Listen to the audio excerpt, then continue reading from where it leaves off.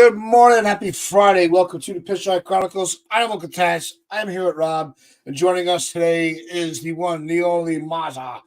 How is everybody doing? Rob, you have not been you've been busy this week, unfortunately. So I want to throw it right to you. And with the Soto news, Verdugo, everything that the Yankees have been doing, what went through your head with the other day when we were all waiting and waiting and waiting for Soto? I mean, we just finished the show, and right after that, it seemed like it was close, and then it was finalized for about 7 hours, and we were just waiting and waiting and waiting, and you kind of got that sense that it wasn't going to happen because like it was just weird hold up. Because usually when medicals are being checked, it doesn't take that long, especially if you go back to like the trade deadline. Those trades get done so quickly, and you're like, how is it taking 5-6 hours for medicals to be checked? And then when Joel Sherman put that tweet out, I kind of just had this big sigh of relief. Like it's finally here. And we actually just got legitimately one of the best hitters in the entire sport to go right next to Aaron Judge and in the middle of Judge and Stanton in the same lineup. Like it's something that you dream about when you play a video game. It's something that when you play MLB The Show, you're like, I can do it. It may not be realistic, but I can do it in this video game. It's a video game lineup. And if everyone is healthy, this is a lineup that can produce a whole shit ton of offense. And I can't wait to see it. I'm glad we got him. And hey, if it's a 1-year thing or if it's an extension, we don't know yet. We got the guy, and everyone's been saying it. The Yankees feel like the Yankees again. This is a move that we had to make, a guy that we had to get. We needed a bat like him because our offense was terrible last year, and he transforms the entire offense. 400 on base, guaranteed every year. He's a good average hitter. He has 1 year where he didn't hit like 250 or higher, and even that season wasn't a terrible year. He's going to hit 30 or more in Yankee Stadium, the RBIs, and just think about having to face him and then face Judge, or having to face Judge and then face him. The possibilities are endless, and you got another lefty. That's the big thing. You added the Don't forget lefty he power also on hits. base guy. He also hits to all fields. Yeah, he's a good spray hitter. Yeah, I mean, he does. We So arguably you got a player that you needed. Yep. We got arguably the best player in Major League Baseball. I was saying that we got a player that we absolutely needed. We arguably got the best player in Major League Baseball. Arguably the best. Because you could make that argument that he is the best player. And it's like that weight that we had last year is now taken off of our shoulders. It's almost like that dark cloud that we had has started to subside, and we can see the light at the end of the tunnel.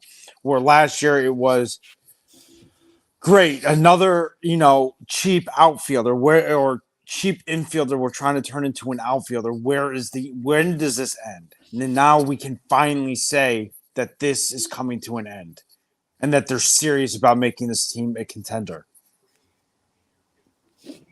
Yeah, I think the impact with Soto, and I know a lot of us have talked about it, almost nonstop, but how could you not? It's the impact. It's the biggest thing for me was getting somebody to protect Judge in a lineup. Yes. I think now that we have that, we can have that trio of Judge, Soto, and Rizzo. It's like, holy shit. If you really look at the depth of our lineup now, and even more so once we get Dominguez back, that's that lineup that can make any pitcher nervous. I don't care what name's on your jersey. That's a dangerous lineup now. Agreed. Now, there was also the report that Brian Cashman and Fishman were trying to do everything they could not to have Michael King in the trade. And Hal's like, no. If they want him, give him up. So I don't know how true that is. I for one, I thought that Cashman was trying to keep King as close to the vest as possible. If he was able to hold on to him and Schmidt, I think he was going to try to do it. Like I said, these guys are making trades for their organization, not the organization they're negotiating with. But I think it was inevitable that King was going to go. Yeah, I agree. And I think, the fact that we kept Schmidt is a win in itself, because I honestly thought Schmidt was going to be one of those pieces going back to San Diego. I didn't think King was. I thought Schmidt was. And NFL on the strike zone, he throws into the chat. Cashman spoke highly of King. It might have been he was trying to hype up King so much he might not have had to give up one of the prospects. He might have been trying to hold on to Brito or Vasquez. So, I mean, there's a multitude of variables that go into negotiation, but it doesn't matter. We got the guy that we wanted to acquire. We said yesterday, and I want to hear your take, Rob, that this was the biggest off-season trade that the Yankees have made since A-Rod. Yeah. And the impact that it could have. What do you think about that statement? I don't want to discredit getting Giancarlo Stanton because I know people don't like him now, but getting the National League MVP for peanuts was a significant move, especially when you came that close to a World Series. So let's not discredit Stanton just yet, but in terms of the player, Juan Soto at 25 being an absolute superstar, yeah, this is probably the biggest move. Because he's a lot younger than what A-Rod was at the time, and he's being compared to the likes of Ted Williams and Joe DiMaggio, Mickey Mantle, and all these guys in terms of his OPS and where he is at his age. So, yeah, it's significant. Look, I know people want to bring up the 1-year thing and all that stuff, and look at what you gave up to get him. I don't think we're going to miss those guys too much. No, we need Juan Soto. We're going to need him past this year. So I expect the Yankees to do everything they can to extend him. But look, they needed a bat badly, and they needed this kind of bat badly. They had to give to get, and they gave to get, and they got another guy with them in Grisham that's going to give us a good depth outfielder. Look, he's not a great hitter, but he's a good for maybe 15 to 20 homers a year. He's got that kind of pop. He might not hit for average, but he's an excellent defender. You look at who we had for a late inning guy last year. That was like Greg Allen, and then he got hurt. So this was a great move, an excellent move, and we needed to do it. We needed to do it. Yeah, it's also none of the guys pointed it out the other day. None of the guys that were in that trade were from the Yankees. But at the same time, like I said, they were playing. There was not one player in the trade. We weren't trying to throw people away. We weren't like this guy has to be in the trade. There was no hicks in that trade. As much as we knew it was time to move on from Higgy, because you need that lane for Wells to be the guy. So Higgy was the expendable one, unfortunately. Yes. And he did nothing wrong. And it just trades like this hurt. Guys, I hear there's a little bit of an echo, NFB. But this wasn't as painful a trade as I think we fans made it out to be. I agree. I think you're right on the money with that. And NFP brought up a great point earlier, just to put this out there. But we also got Verdugo, and that came out of left field. That came 24 hours prior to the Soto trade. And Verdugo, so it was brought up, I think, on either on one of Jason's streams or in the group chat, that it's almost like that Nick Swisher vibe. He brings that attitude that we need, that attitude of, I want to be here, I want to play, but I want to have fun as well. And I think that is so important to this team. So the Verdugo trade makes that Juan Soto trade look a lot less painful because of what Verdugo brings. Yep. And also, just real quick, I saw a couple minutes ago MLB put a notification out that Ohtani, the decision could be made early today. I can see it. So I know it's not Yankee related, but it is a big, it's Otani. It's a Yeah, headline. I But see him going to LA still. I don't see him leaving the West Coast. I don't either. But I'm not gonna lie. There's part of me that wants to see him go to Toronto. I know Yankee fans don't want to hear that, but I want Yamamoto versus Otani next that'd be season. fire. I want that competition. Right there with you. I like that. I And didn't think that part of it. you know what the funny thing is if it does end up being where Otani goes to Toronto and the Yankees get Yamamoto, it would be the matchup of teammates from the WBC. Yep. And that would be a great matchup to watch. It's cinema. Like, if you want to use that term, I know people throw that out there a lot. That's baseball right there. That's a matchup you're going to tune into. You'll see that MLB Network Live look-in, like Otani versus Yamamoto. They're going to show it, whether it's the first time we see Toronto or if it's in August of next season. It's going to be big, and I think that people are going to want to see that. And we still might see it if he goes to LA because we play the Dodgers this year in the Bronx, which is, again, that's great. But I wouldn't mind if he went to Toronto because I think it's a test to our guys who in our pitching staff is going to be able to get him out. We won't have to worry about him pitching against us next year, but it's just we'll see him a few times. It's not like we're going to have to deal with him, but we will have to deal with him, but not as much as we did in the years past because it's less division games. So I think it'd be big for baseball. It'd be big for the Blue Jays, and it would be big for the division because now it kind of just leaves everything wide open.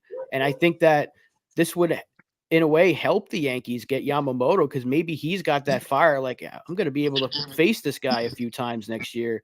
Let me go get that opportunity to go against the big boys. So I want it. I mean, I don't want to see him in a Blue Jay uniform. I don't want to see him tearing us apart at times next year, but I want to see Yamamoto versus Otani as much as I can. So there's that crazy part of me that's like, go sign with Toronto. Yeah, no, I agree. I think that's a great point. And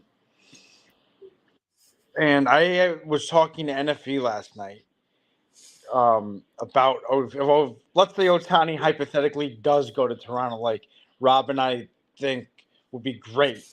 Could you imagine what that would do for the American League? Not and Major League Baseball. I mean, look at the 2, 3, 4 for the Yankees now. Verdugo, Judge, and Soto. And then if Otani goes to Toronto, look at the 2, 3, 4 for Toronto. Bichette, Otani, and Vlad. It's like the clash of the Titans. You've got the two giants in the American League East with four of the best of the top hitting superstars in the game today in the same division at one time. And Judge, Soto, Verdugo, and Otani. I mean, that is unheard of. When was the last time we saw something like that? It'd be great for the game. Oh, MLB is hoping for that so bad because you want to talk about viewership when you have the Toronto versus the Yankees. If you have the three-headed monster of Judge, Soto, and Rizzo against Otani, Bo, and Vlad. I mean, that's crazy. That's crazy. That's fun to think about. That's insanity. That's not something you hear on an everyday basis. That's insanity. Just thinking about it. Let's not forget about Giancarlo Stanton here. If Giancarlo Stanton has a healthy season, the dude's going to hit 35, 40 home runs. Let's not forget about him. He tears apart Toronto as well. He loves hitting in that stadium. So, I mean, look, you're absolutely right. Yeah, that's high. That's high rating television right there. You watch the Yankees, especially if Cole or Yamamoto is starting the game for us, and then absolutely. And then next 2025, if Otani's back to pitching, you got him playing the Yankees, and assuming we get Soto back, I mean, the ratings are going to skyrocket for those games, and it will be really good for baseball. And I think there's a realistic chance of it happening. would prefer that Toronto doesn't get anybody like that because I don't like them, but it's good for the sport and it's good for competition as much as I don't want to face him. But I would love to be able to watch more of him because I did watch a lot of Angels games unexpectedly last year just to watch Ohtani. And I know people don't want to hear that. They're like, oh, he gets too much coverage. I love that guy. I'll watch him play. I want to watch him pitch. I want to watch him hit. He's a special talent because we probably won't see a player like that ever again. They had Babe Ruth way back in the day, and we got Ohtani in our generation. I don't think we're going to see another guy like that because it's so unheard of what he's doing. And I wish he was healthy. I really do. Oh, I agree. And it's a great point. And NFU brought up a point of view, a healthy Stanton with Judge, Soto, and Verdugo. Talk about a monster lineup. Talk about a monster lineup. If Stanton is healthy for a full season, which we all hope he is, because you want to see him do well, and then you add Judge, Soto, and Verdugo into that mix, my God, that on paper, between Stanton, Judge, and Soto alone, that's 35 home runs from the three of them alone. That brings it to a whole new level. And Torres, we still got Glaber, unless they move him. Volpe should be better. I think they will move him. I'm not sure they will now. I would hope they try to lock him up to an extension, but they have, that's going to lead into what we're actually going to talk about for the rest of the show. But for now, Torres seems to be part of the plan. Maybe they move Peraza for some pitching because we know they need pitching now. Yeah. They have options though, but I think if you want to make sure that you have the best possible lineup, you roll into the season with Gleyber Torres now because we saw how good he's been the last 2 years. He's been our best player after Aaron Judge. And you have that top six in any order of Verdugo, Judge, Soto, Rizzo, Stanton, Torres. That's going to make Volpe and Wells' time a whole lot better at the bottom of the order because the pressure's off of them. The pressure was all on Volpe last year to hit because he was a rookie and there was nobody else hitting. Now the pressure's off him. Same thing with Austin Wells. They can ease into the bottom of the order. I think you keep Gleyber Torres now. But what if you could get him back for some quality pitching? Get quality pitching back for him. Would you do it? We think you have to, right? But yeah. Unless you're getting blown away by some, by a trade, it's. I just don't know what they're gonna. He's gonna be, until he's gone. He has to be. You have to still factor him in because he does still have. He's still got a year left. You don't have to trade him before the season starts. You could hold on to him for the trade deadline if something there's something else that needs to be addressed during the season. So yeah, I mean, just imagine this lineup. All right, now think of the lineup that we've had the last couple of years with Bowers, McKinney, Cabrera, where they're really just worrying on their game. But if you're an opposing pitcher and you have to go against, and this I just wrote this down real quick: Verdugo, Judge, Soto, Rizzo, Stanton, Volpe, DJ, Torres, Wells / Trevino, depending on who's catching. That's brutal. Yeah. Now we're back to being a dangerous lineup. Yeah. Very dangerous. Very extremely dangerous because it's balanced and deep. That's what we haven't had. Yeah. There's no real weakness in that lineup because unless it's Trevino, but even then, if he's healthy, he goes back to what he was 2 years ago. He was a fine hitter. He gave us some big moments. So that's depth. There's just 4 lefties in that lineup right there, and they're all good. It's not like any of them are bad. Like last year, we had lefties, but they were bad. Like Cordero was bad, Calhoun was bad, Bowers, McKinney, they were bad. Now you got 4 good left-handed hitters. That's more than that's the best balance we've had since 2009. That's the most balance we've had since 2009 when it comes to having that lefty-righty balance. And when you get Dominguez in the mix, wherever he might play, he's a switch hitter, so you got another one there. And yeah, there's balance there that we haven't had, and it's about damn time that the Yankees woke up and realized you need lefties in Yankee Stadium. Yeah. And Yeah, I and guess the question I would pose is, would you be opposed to starting Wells over Trevino? No, let him start day one. It depends on how it goes in the spring, because I still think they should try to move Trevino. The Marlins need catching. We have so many catchers, even after trading Higgy. You can roll with Ramirez behind the plate. Even Rortvet can be your backup. He's a good defensive catcher. You want to have that offensive first guy and that defensive first guy. You could keep Trevino. He's going to cost you a little bit more. Rortvet's going to cost you next to nothing. So you have options there. But I would start Austin Wells. I think he's got a real shot to start opening day. He should. And it will. Yeah, exactly, Brad. Cole will decide. Whoever Cole feels more comfortable throwing to is going to start opening day. Yep. And I've already come out and said I want to see him start opening day.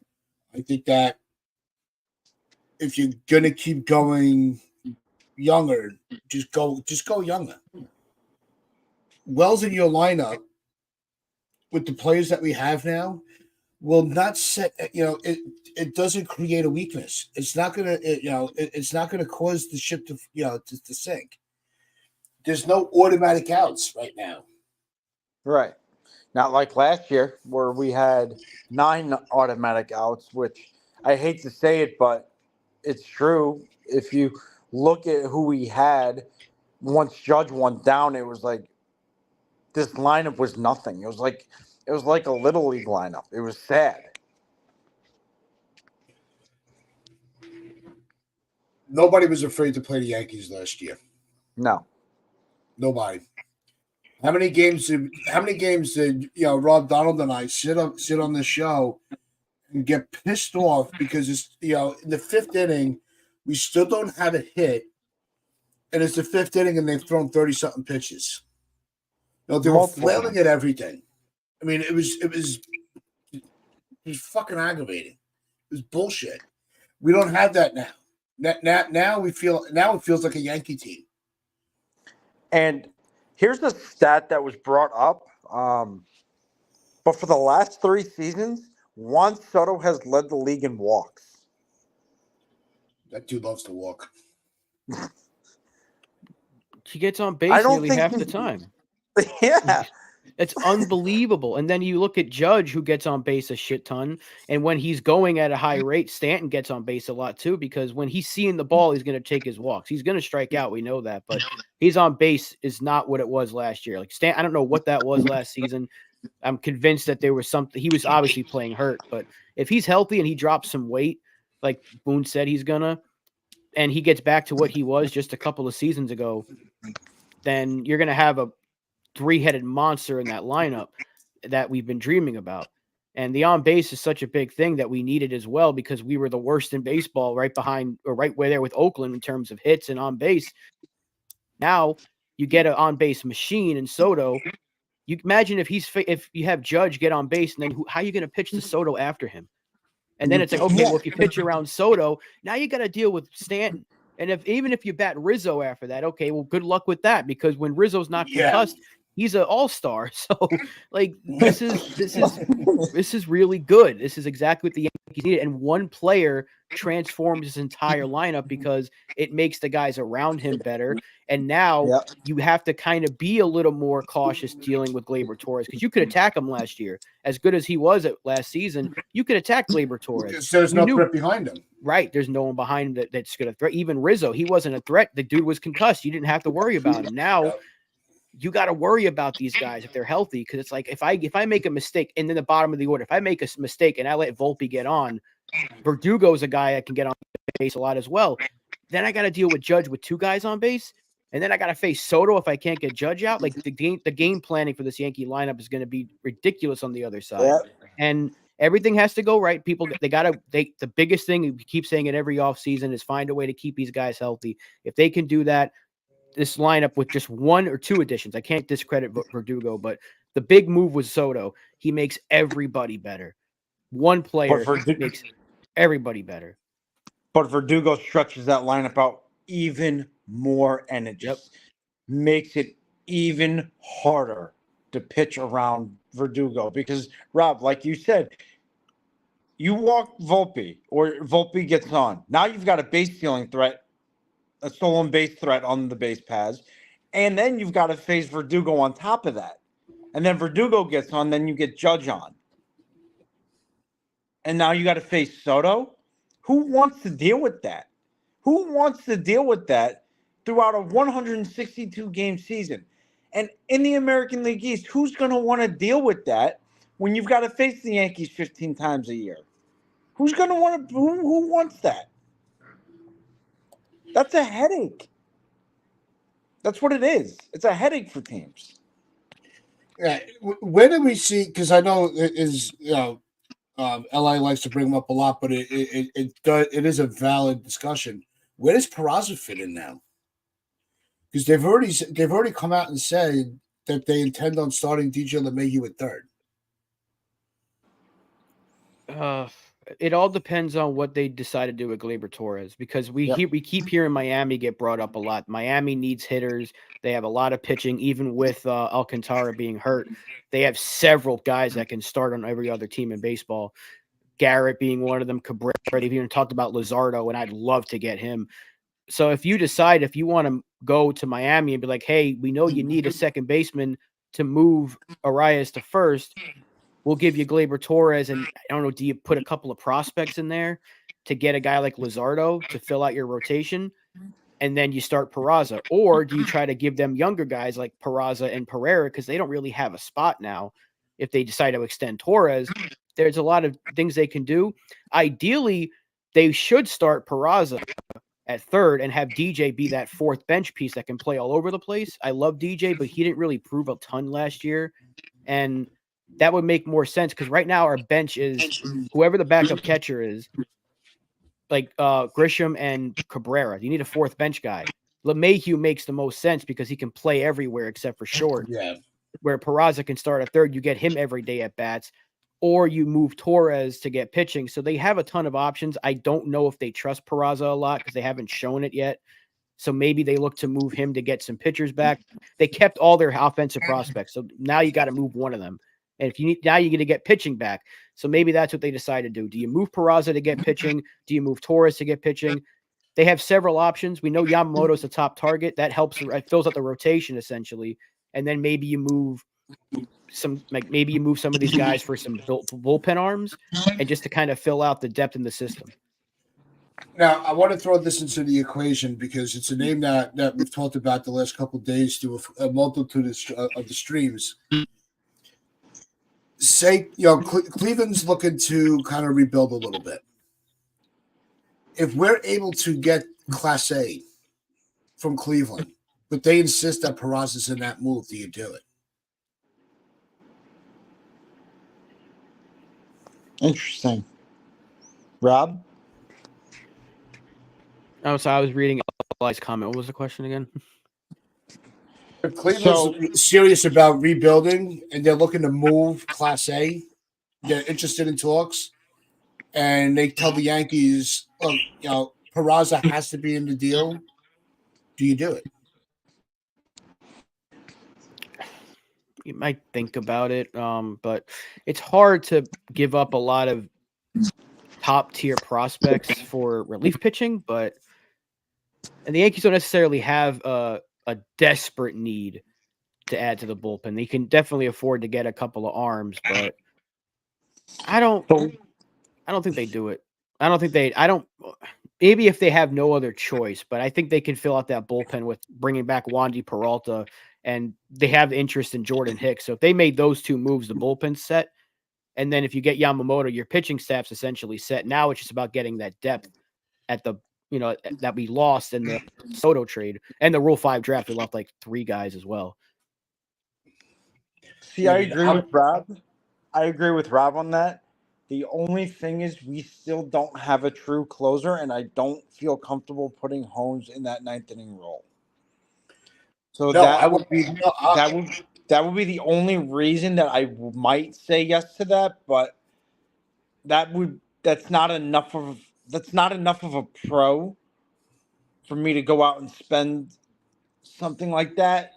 Now, if you wanted to talk maybe a David Bednar, okay.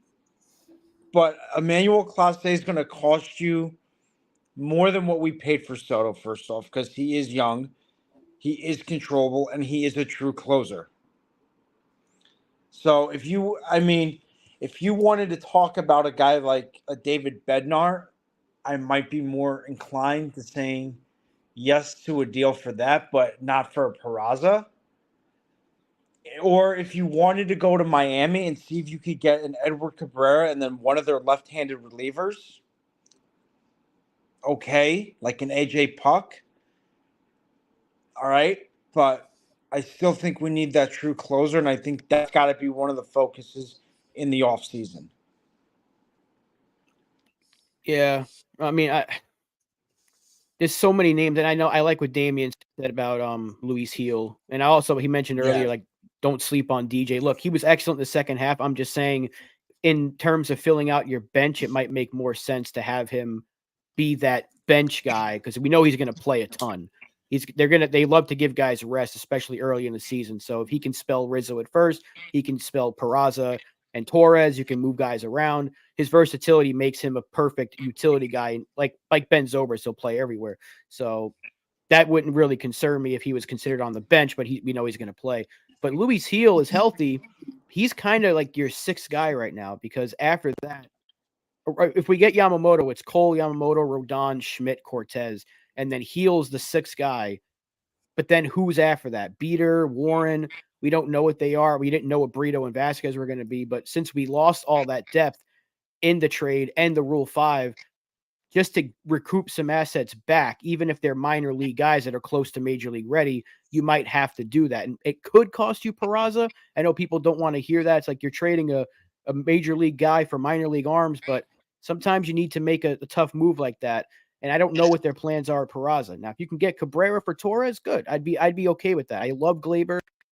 I think he'd be fantastic in this lineup this year, but if you need to add arms now, Miami has a surplus of them. And as you mentioned already, out of the bullpen as well, so does Seattle. Seattle has some bullpen arms that we can go get. And they're kind of, they seem to be wanting to buy, but they're also in a kind of this weird sell mode because they traded Kellenic. I don't know what they're doing.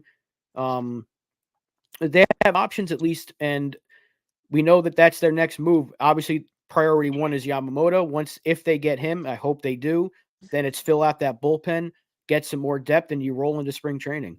I think their offseason could be completed within the next few weeks, if we're being honest here. If they get Yamamoto locked up by the end of next week, the offseason could be done very quickly. And then you just kind of just chill up until the spring. Yeah, it's I was I wanted to bring up Hill earlier, but I want to get your guys' points in first. But I wouldn't be opposed to Hill being the closer if we're able to. I want to make a lane. I really do want to make a lane for Peraza to stay.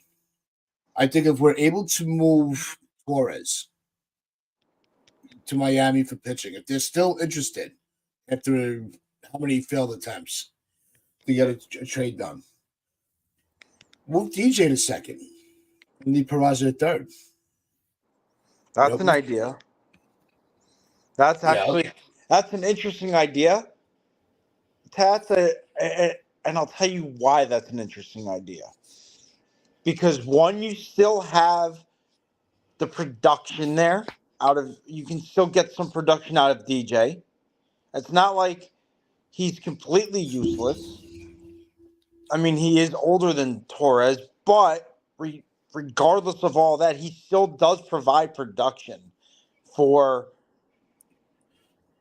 that position. And you're not running into the jam of, well, now what do we do with Peraza? Because if you trade Torres, you still do have a bat in DJ that can produce for you. Yeah.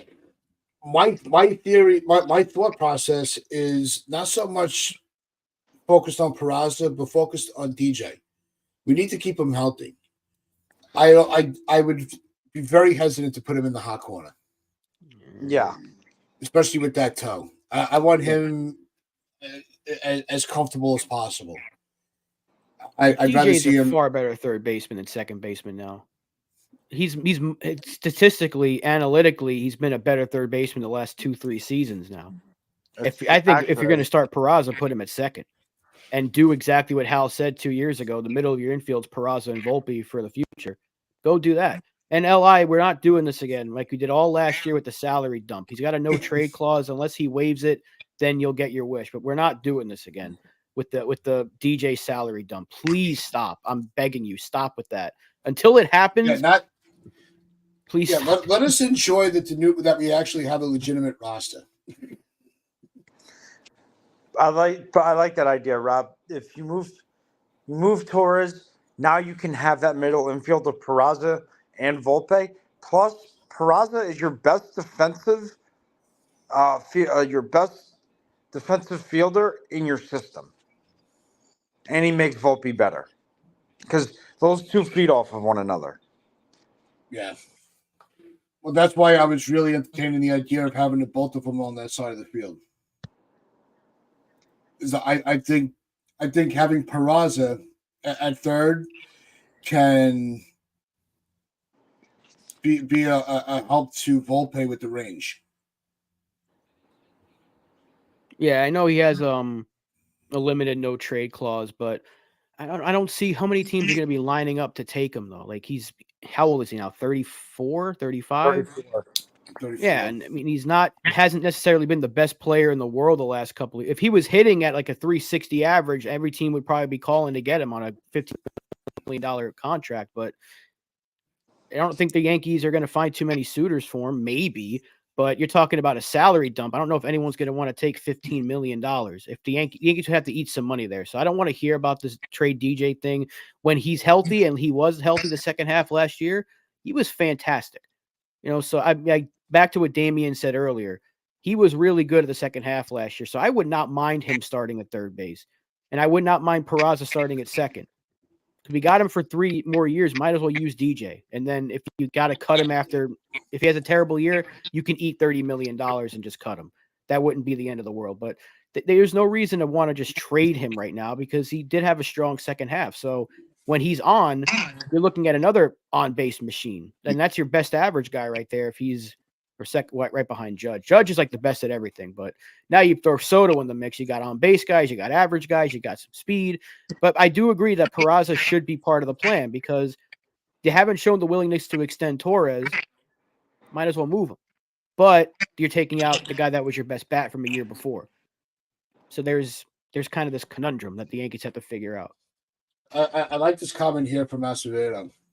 The Torres isn't getting moved. They'll go all in this season for Soto to sign. I think that's possible. I would not rule out them wanting to hold on to Torres to optimize the offense. Yeah. And with DJ, one thing I want to add in, and we'll go back to Torres, because it is the topic. But DJ's numbers are not because he got old. He got hurt. It's different.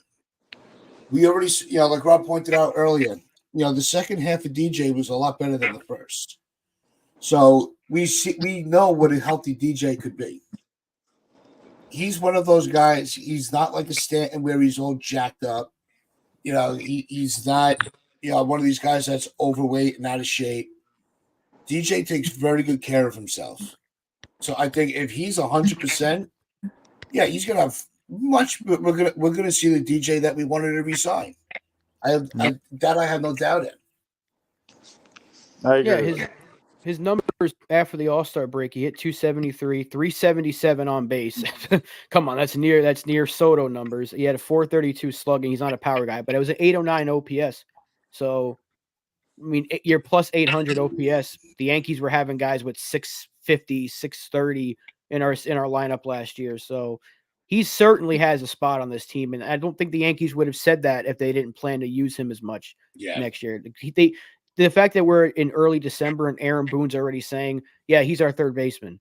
Like they obviously love DJ, and there's no reason they should want to move him. Now, if a team comes calling and say, we'll take all of his money for the next 3 years. You won't have to pay a dime, and we'll give you a couple of pitching prospects. And maybe you go ahead and you make that move. And LI gets his wish. You salary dump DJ, and that frees up Peraza, and you can extend Torres. Great. That's in a perfect world. But tell me what team is calling the Yankees right now for 35-year-old DJ LeMahieu? No one. Exactly. So I want to keep him. I want to see if he can repeat his second half into all next season. And then you got a great player on a pretty good contract, even at his age. So there's no reason to want to give up on him. And we spent too much time about another LI trade suggestion.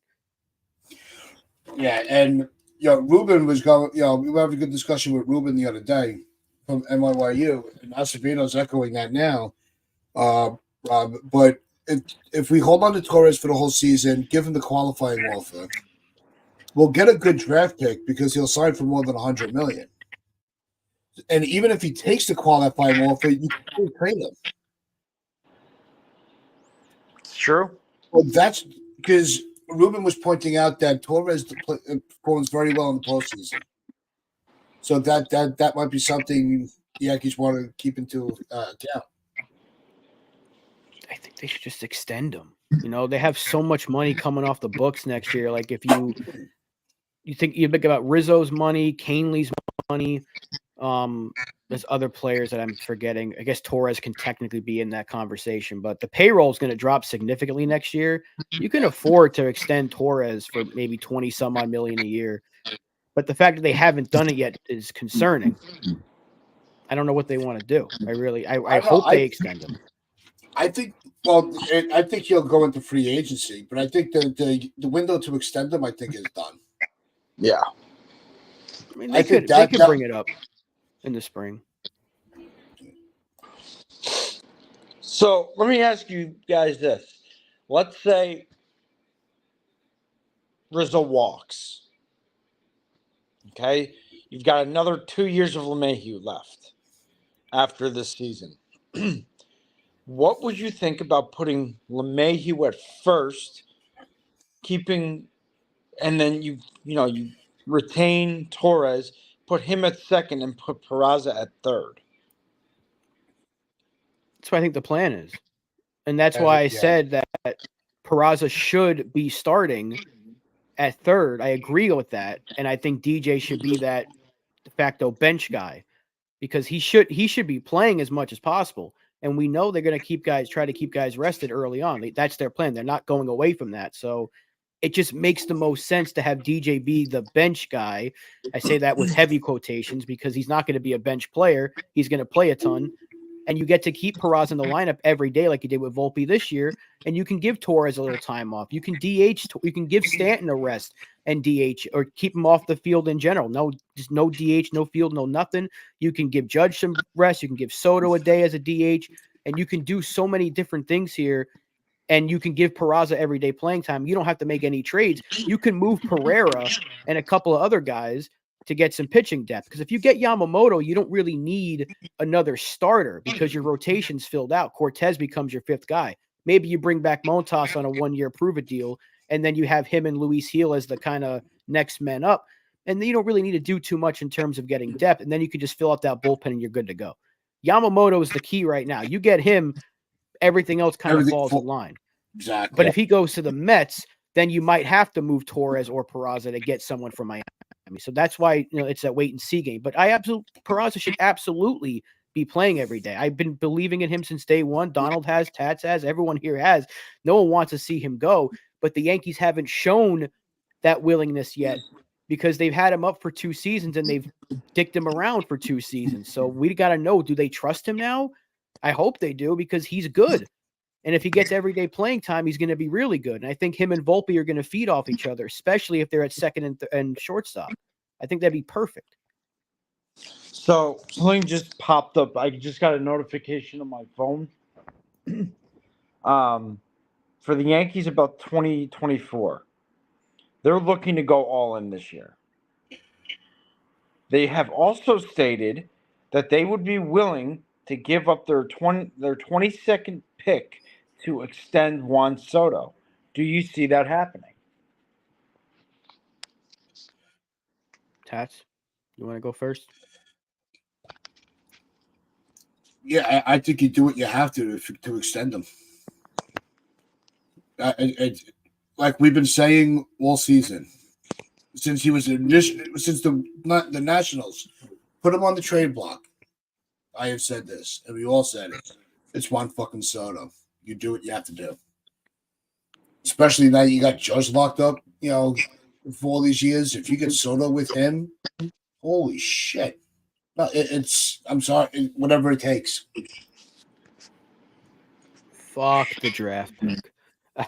If it means you get to lock up Juan Soto for the next decade or more, fuck that draft pick. Because if that player that we could hypothetically draft turns out to be anything remotely close to Juan Soto, then give me that crystal ball, tell me the Powerball numbers, and I'll go play it. Because we don't know who that kid's going to be. You have a chance to get Juan Soto in the next 10, 15 years. Fuck that draft pick. You can have my next 3 first-round picks. We'll go like the draft day movie. Take them. Because if I can get Juan Soto for the rest of his career, or rest of his prime, it hasn't even hit his prime yet. We get him from age 25 to age 35. Take all the draft picks. Take all of them. So what would be a deal that you would give Juan Soto, like after this season? What would be an offer that you would extend to Soto to show that you are serious about it? What would be your opening offer, and then your best offer?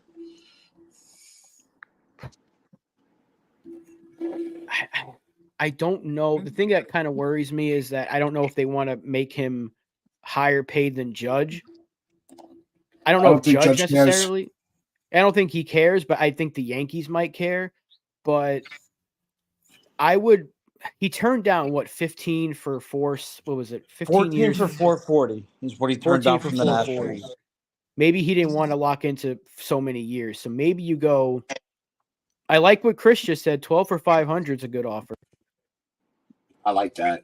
I like that. That's fine. I would. I don't know math. I'm terrible at that. So I'll use my handy dandy calculator. I was just getting mine out. That'd be 41 a year. Yeah, I think that's. Oh fair. yeah. I think that gets it done.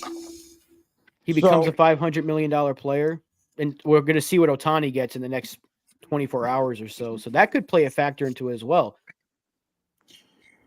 Chris is onto something there. And what's LI got? 13, 5. Oh, Jesus, that could work too if he wants the years. I mean, look, at his age, that's not terrible. But like you said, I don't think he wanted to lock into the years. I'm going to tell you this. I agree with Li on this, surprisingly, because there's not a lot of things that I can say I agree with him on. Hell is frozen over.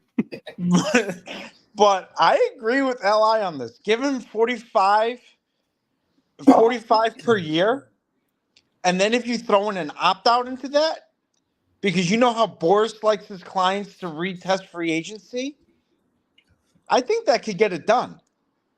So I like where Li's head is on that, and I also like where Chris's head is. Chris's head is on that as well. So I could see either or getting offered to him. If this show's over, you agree with Li. I think 500 is the magic number, though. Yeah. Because if Ohtani, let's say Ohtani gets. He might get 600. They're talking about 600 million now. He might, but let's say he gets like 575 or something like that. Soto's going to want 500 million at least. So the higher years with a bunch of options, and this way the AAV is still a good number, like 41, 42 million, and he gets that 500 million plus. So yeah, no more. Yeah, it's over. The rails have all fallen off. LI has been agreed with by multiple people on the show. I think hell has certainly frozen over. And it's Friday. We're all waiting for the weekend. We're exhausted. We're not thinking clearly. I'll tell you this. We agree with LI a few times. He was right about a few things last year. Yes. If he's right about that, if let's say Soto gets extended and he's got that, I will say this right now. I will not attack LI for anything he says for an entire season. I'll keep my mouth shut. I did it for Brett Gardner 2 years ago when people were going crazy about it. I kept my mouth shut about Gardner. I'm going to hold myself to that. And everyone in this chat hold me to that. If LI is right about that Soto extension number, I will not attack him once on this show. Maybe in my head I'll be screaming at him, but I will not verbally say anything to Eli That's what text for an messaging entire is season. for. Yeah. Might say something in the group chat to Tats or Donald or Fortune here, but Li, I will not say a single thing to you on this show. I hope you're right about that extension. I mean, that would get him 45 per year. And, what did we say Christmas gets him? About 40, 41 per year? Yeah, just over 40. It's about 41 and a half. Okay, so you're looking anywhere from 40 to 45 million that will get that deal done. It will have to be that. And I don't think Judge is going to care. I don't think that at all. I think that extending Soto has to be priority because there's not many guys or many teams, I should say, that can afford Soto. Yeah, there's whole thing that really, if the Dodgers miss out on Ohtani, let's say he goes to Toronto, Yeah. the Dodgers are going to want Yamamoto now, and they have so much money. They can be like, all right, well, and then Boris is going to say, hey, we'll hold off until the offseason because the Dodgers are going to go all in for him too. That worries me. So I really want him to go to LA so the Dodgers don't necessarily go all in for Yamamoto and Soto. But we know Boris, unless he gets blown away and says, look, no other team's going to give you 45 a year, but the Mets would. We know the Mets would go 45 or more. We know the Dodgers would as well. Maybe the Cubs might even throw that kind of crazy money out next year. But the Yankees know getting him just for this one season, they're going to have the inside track to bring him back for an extension. That's why I wanted him. Yeah. Should absolutely, though, try and see what Ohtani gets and then open up those conversations to be like, look, we know you're about to hit free agency. You're a superstar 26 and everyone's going to want you. But if you try to sell him from day one, we want you to be a Yankee for life. If you follow him on Instagram, you know he's already bought into this Yankee thing, and he's only been a Yankee for like 48 hours. So you might think about it at least. Give him something to think about. Yeah, I want to bring one last discussion to the table before we dip out for the weekend. Are you concerned at all with Yamamoto signing with the Yankees if Ohtani makes his deal first? Because I wanted Yamamoto to come off the board first because, like you just said, now you're going to have other teams desperate to add to their roster. I really wanted Yamamoto to come off the board first. What do you think? I don't think it was possible because you had to wait for him to get posted, and then the Mets are the only team to go over to Japan to meet with him. He's going to be here Monday. I mean, it's possible that Ohtani, it might not happen today. I know Morosi said it could happen today, but maybe something holds it up and he gets another offer and he has a few more days. But I don't think it was. That would mean Yamamoto would have to sign like a week after he was posted. Like, just be like, all right, let's get this thing done as soon as possible. There's like 7 or 8 teams that want him. Like, he'd be foolish to sign immediately within the first few days, first couple of weeks. So I see what you're saying, though, because whoever loses out on Ohtani's, he'd be like, well, let's go get Yamamoto. We had the money. That's their pivot. Yeah. But a lot of the same teams are in on both of them. Like the Dodgers are in on him, even if they get Ohtani, it wouldn't surprise me if they wanted Yamamoto because they can afford it. They had so much money to spend. It's insane. With the team they have, the fact that they have so much money, it's ridiculous. Yeah, I'm with Steven on this one. I think the Dodgers are going to end up with Ohtani. I think it's between the Dodgers and the Blue Jays. I really do. Yeah, I think it's a toss. I don't think if it's either one of those teams, we're surprised. If it's the Cubs, yeah, I would be surprised. I don't see that happening. It's not going to be the Mets. I think Cohen was focused. He's shifted his focus to Yamamoto. He wants the younger player because they need pitching. But Dodgers going to end up with Burns too. So. well, Burns has been linked to the Dodgers for quite some time. So so I can see the Dodgers getting burns. What was the lineup yesterday? Well, we had you as the manager, Mr. Barros. Are you insane? Did you? No. Yeah, no, you heard me correctly. No. I don't want my dad anywhere near that Yankee team. Are you kidding me?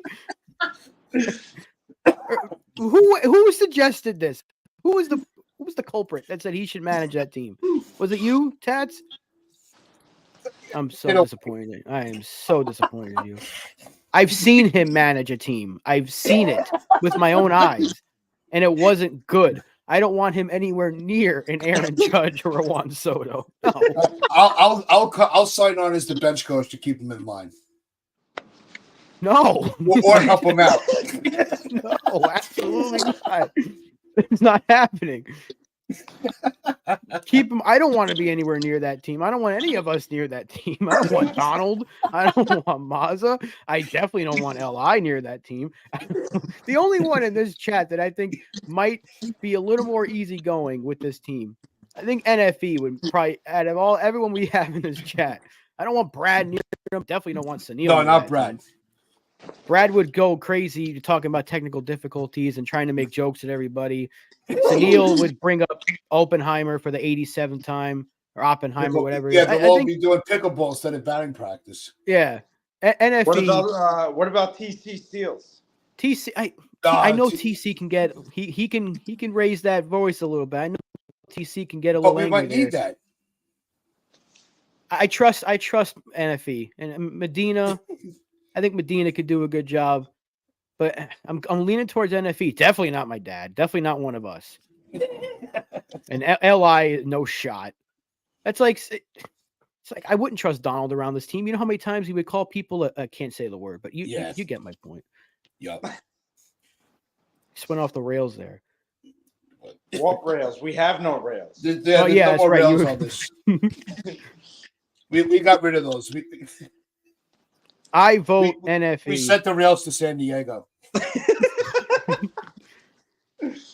I would like to see, Damian. I think Damian and NFE. NFE is the manager. Damian as his bench coach, because I think that could be a good dynamic. I don't want to just completely forget about you there, Damian. I know who I would not want near the coaching staff, and all of us on this panel right now involved in this show, and especially my damn father is not near this team. I'll tell you that right now. They are not going near this team. Nope. All right. On that note, that's going to wrap things up for us today. Hope everybody had as much fun as we did. Just remember, tomorrow night on this channel will be the next episode of the Pinstripe Express, and we've got a roundtable you are not going to want to miss. So I'm not even going to tell you who's going to be involved, because I want you to come for yourself, see for yourself. But you're not going to want to miss it. Tomorrow night, 10 p.m. Beers will be poured, Brad, so you'll be happy about that. So, as we always say, hit that like button, hit that sub button. If you haven't shared this out, tell your friends, tell your family, tell the stranger standing on the corner. This has been the Pinstripe Chronicles, and as I always say, wear those pinstripes of pride and play hard.